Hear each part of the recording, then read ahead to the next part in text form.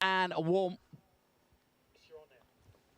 Hello, everyone, and a warm welcome once again to Highlands here in New Zealand. And have to say, Jonathan Green and Nick Cassidy, well, we look out on what is probably one of the most beautiful venues for motorsport in the world, full stop.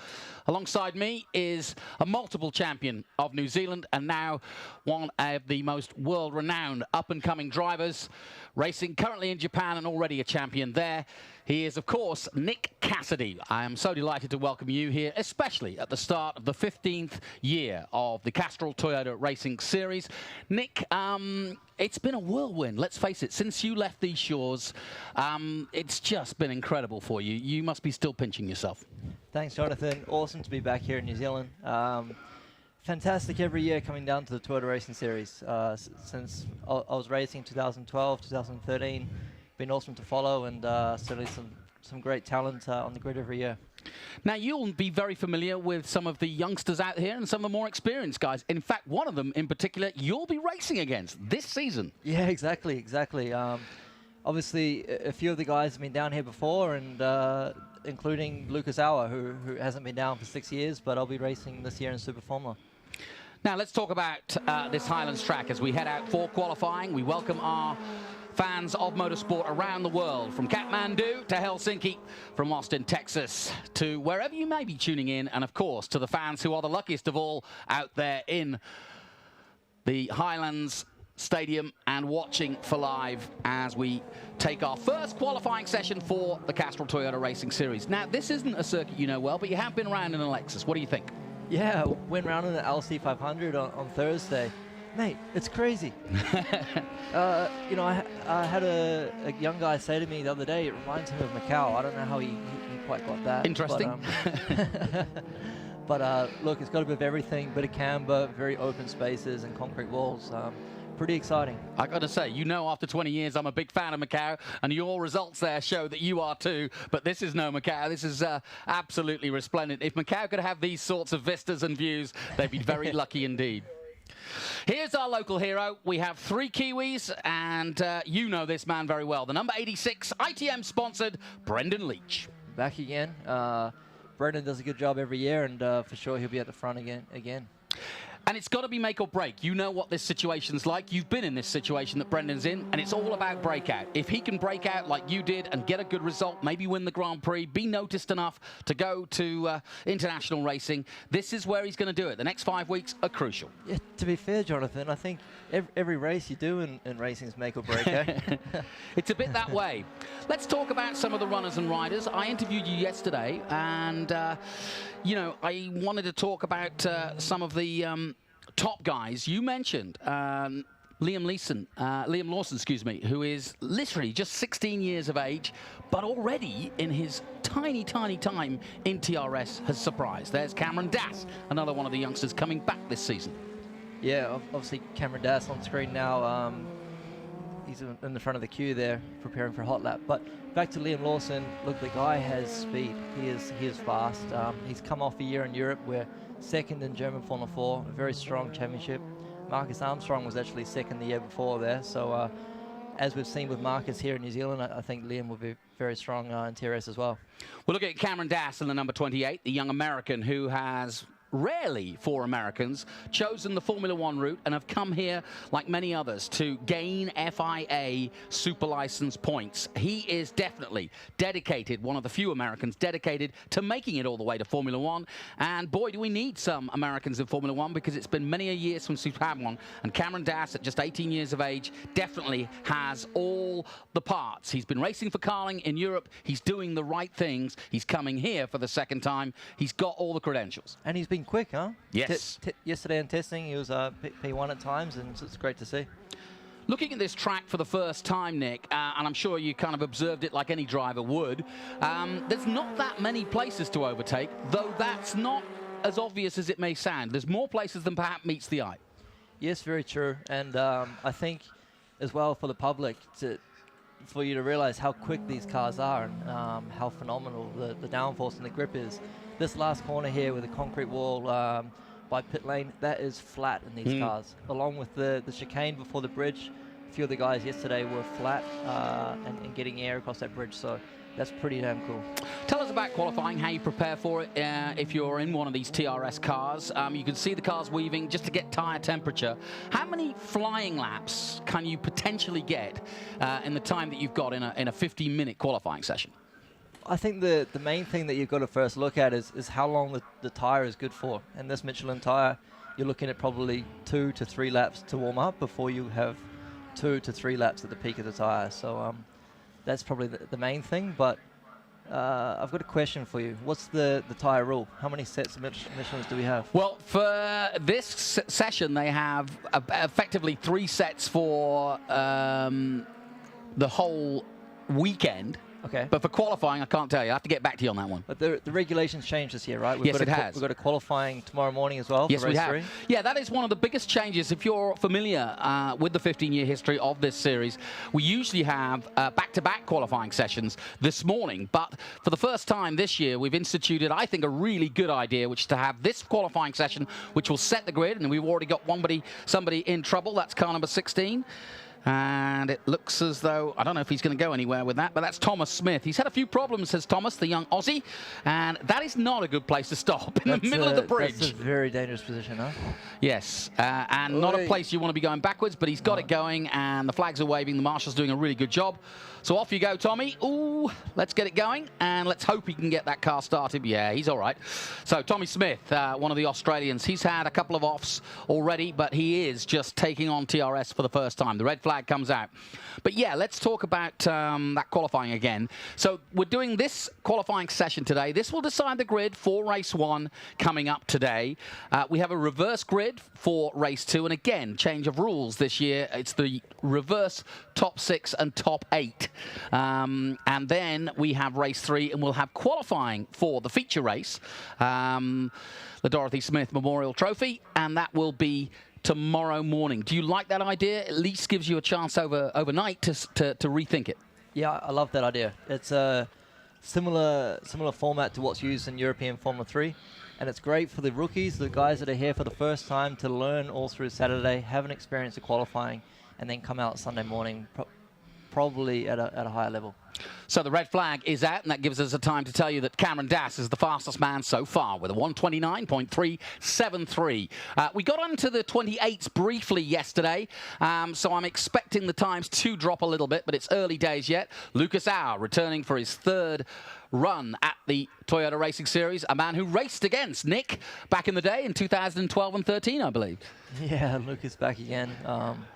Awesome character, awesome guy, and so I think on top of that, mixed with a very fast race car driver. He's been running in DTM for the last 4 years. As a factory miss, that's Eddie's driver, yeah? Exactly. And you know DTM, one of the strongest championships in the world. So awesome for TRS to be able to have a guy like that here. Well, I'd like to ask you this question. I asked a couple of guys at Macau this year who had been in DTM, people like Mortaro and so on. I said, how hard is it to get back into a Formula 3 car? And he said, you know what's weird?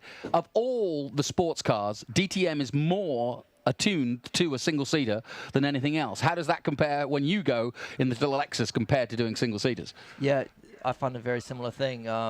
The Super GT category I run in shares a lot of rules with the DTM. We use the same chassis. This year we'll be using doing shared races with DTM, and so the driving style is similar because of the amount of downforce.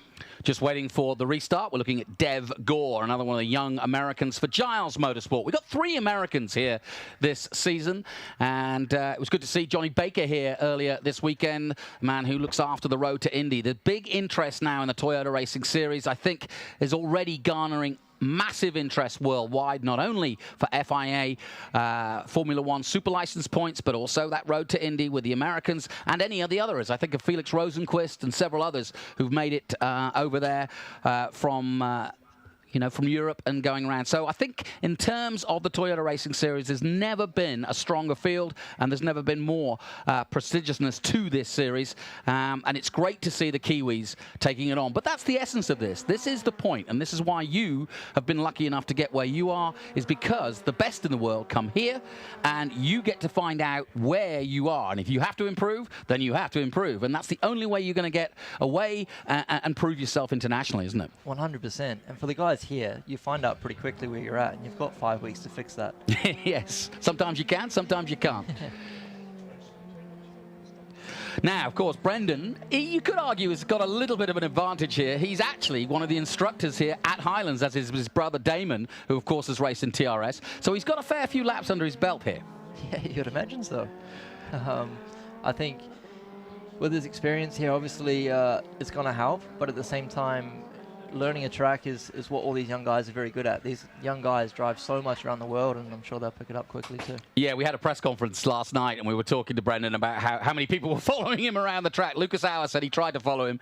But, yeah, Brendan's got that advantage, but here's his disadvantage. While these guys are laying on the beach and having fun between races and getting to work with their engineers all week, he's working with Dad. Okay. He's back working with Dad in Invercargill because his other job is also preparing cars as his dad does, and it's a real family business, the Leaches. Mum's here this weekend, and if you wanted to kind of put out some legacy, the Leaches, Damon and Brendan and his father and mother have been a big part of the TRS series, and we wish Brendan luck. But he needs some luck this weekend, and I would go as far as to say is if Brendan does well here, which he should do because he knows Highlands, and next weekend he goes to Invercargill, literally a race track which he grew up in. That is literally at his home track, and he started racing there at probably 7 or 8 years old with Damon.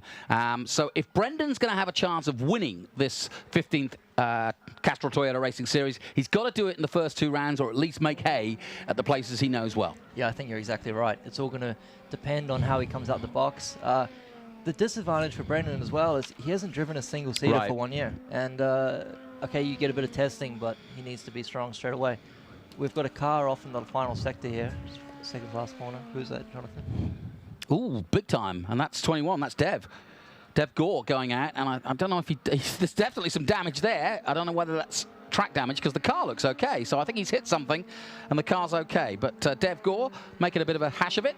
I think he hit the wall slightly, but he's still going and he's still circulating. So Dev Gore, one of the young Americans, probably one of the most experienced out there, 21 years of age, and good to see him with Giles Motorsport, one of the top teams. That's another important factor. We've got some very, very strong teams here that have been doing this series for a while, and in the case of some of them, also do international racing as well. Yeah, true.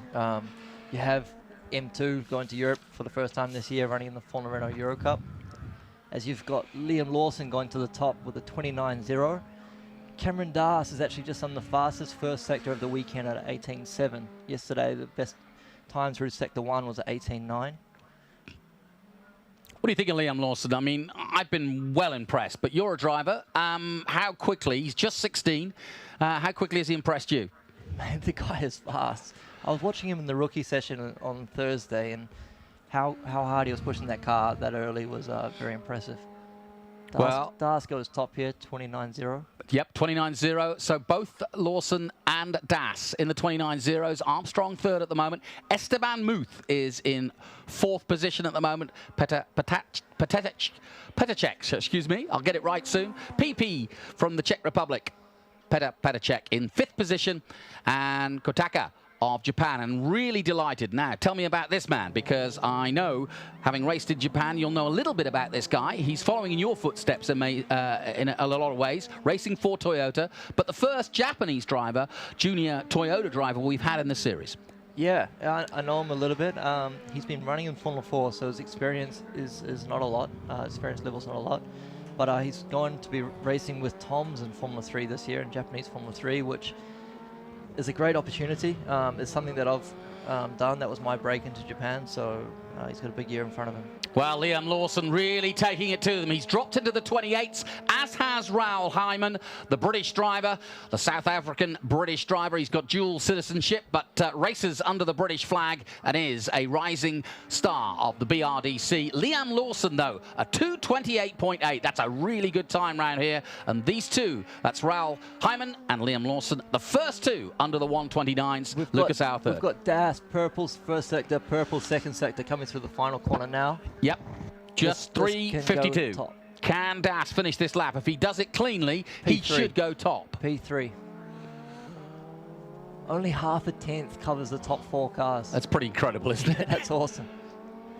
Yeah, Cameron Das on a flyer at the moment. How much will he improve? I don't think the 3rd sector. He's either got stuck behind somebody, but he hasn't improved. He stays third at the moment. Raoul Hyman dropping to fourth as Marcus Armstrong of Christchurch, New Zealand, here to win the championship, having missed out just time last year, and goes second. So we've got the two New Zealanders exactly where they want to be. So if you're here in the crowd, get on your feet, folks, because they're doing the business here for you. And the Toyota Racing Series, the Castrol Toyota Racing Series, 15th year, is now underway here at Highlands. And we have just 3 minutes left in our first qualifying session to decide the grid for the first race. But it is... Watch Lawson. Green. Fastest lap of the weekend. 28.5. Brilliant. Well, he's had actually a little bit more time on track than anybody else because they have rookie sessions, but I'm not going to say that I'm going to take anything away from him. I think he's doing an awesome job. Esteban Muth now moves up to second place at 228.7. What's Esteban Muth's background? He's got an interesting background, actually. His brother's here is Esteban. He's raced in Europe in the Formula Open Series, but really, relatively still... new to single-seater racing. Well, he's Belgian, just 17 years of age. Obviously, like a lot of you, karting background in the first place. But single-seater is still very much new to him. And his younger brother, who isn't actually old enough to race yet, looks as though he's going to do a few 86 races here this season, but he's literally learning in the test. So we've got two of the Muths here from Belgium and racing for M2 competition. So if you're going to be racing for M2 competition, they clearly think that this guy's got what it takes. So we'll keep an eye on Esteban.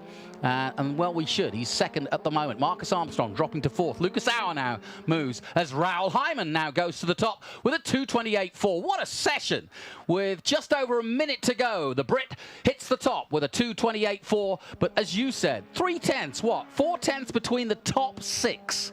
That's intense. This is awesome. I was just about to say guys have stopped improving, but all of a sudden you've got Marcus Armstrong with a green in the middle sector. You've got Cameron Das just gone 36.2 in the middle sector. And a crash, sadly, for number 66. That's Parker Locke, I think, the other young American. So the Americans have been in the wars in this first session. Where is he? Where's he crashed? Just trying to look. Final corner, looks like. Just by the kart track.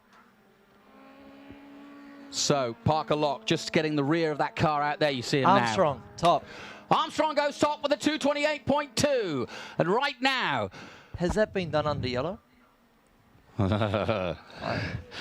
Okay. Well, we'll find out in the shuffle. But good eyes, Nick Cassidy, like a true racing driver. He's like, hang on a minute, there's a yellow flag out. How can you get that? Well, there you go.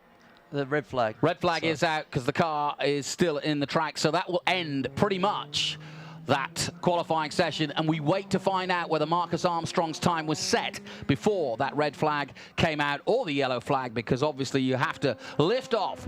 But the 228.252 by Marcus Armstrong was the fastest unofficial time of that qualifying session. We'll get it updated, but Marcus is up there. He's going strong, as are all the Kiwis. Raoul Hyman of Great Britain, for those tuning in overnight in the UK. A great start by the rising star from the BRDC, and Liam Lawson, a superb third place on the grid. Cameron Das returning, the American, coming from the Carling ranks in fourth position. Esteban Muth in fifth. Then Lucas Auer in his third appearance here at the Toyota Racing Series is sixth. Brendan Leach is seventh. Patachik is eighth.